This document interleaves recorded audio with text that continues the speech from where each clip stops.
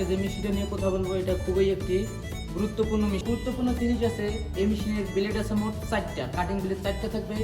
হবে অবশ্যই B belt হবে, যে আমরা একটু বেল্টগুলো দেখে বি নিই। বেল্ট, মোটা বেল্ট, ডাবল পুলির হবে। প্রোডাকশনের দিক দিয়ে বলতে গেলে প্রতি ঘন্টায় 25 থেকে 3000 কেজি প্রোডাকশন হবে। তখন 5 বড় মোটর ব্যবহার করতে পারবে এই মেশিনে। জি ভাই, তাহলে হচ্ছে ব্লেড থাকবে 4টা, কাটিং ব্লেড, বেল্ট থাকবে বি বেল্ট। মোটা বেল্ট। আচ্ছা, আমরা যে এই সাইডে যে বেল্টের যে সিস্টেমটা দেখতে পাচ্ছি থাকবে জি, আর আপনার হচ্ছে ওইখান থেকে জি, এইখান থেকে আপনারা করতে পারবেন, চাইলে দূরেও প্রোডাকশনটা ফালিতে পারবেন।